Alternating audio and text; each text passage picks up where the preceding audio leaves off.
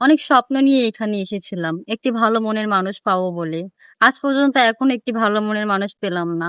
সবাই শুধু কথা বলে, আশা দেয়, কিন্তু কেউ দায়িত্ব নেয় না। তো কোনো ভাই যদি আমাকে বিনা যৌতুকে বিয়ে করেন তাহলে ভাইদের সাথে যোগাযোগ করবেন। আমার নাম মিম, আমার বয়স 22। আমার পরিবারে মা আছে, ছোট একটি ভাই আছে। আমার গ্রামের বাড়ি চাঁদপুর হাজীগঞ্জ। আপু আসসালামু আলাইকুম। ওয়ালাইকুম সালাম। কেমন আছেন? জি ভালো। আপু আমাদের এখানে কেন এসেছেন? বিয়ের জন্য কেমন মনের মানুষ চান? একটি ভালো মনের মানুষ চাচ্ছি।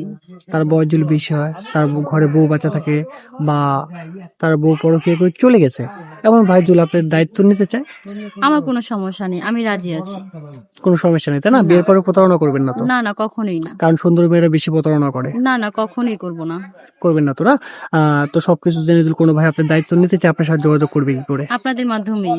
সুপ্রিয় দর্শক, ডিসপ্লে উপরে একটা নাম্বার দেখতে পাচ্ছেন। নাম্বারে হোয়াটসঅ্যাপ ইমো দুটোই আছে। যদি কোনো ভাই আপুটির দায়িত্ব নিতে চান, আপনি একটা ছবি স্ক্রিনশট করে আমাদেরকে পাঠিয়ে দিবেন, আমরা আপুটির সাথে যোগাযোগ করিয়ে দেবো।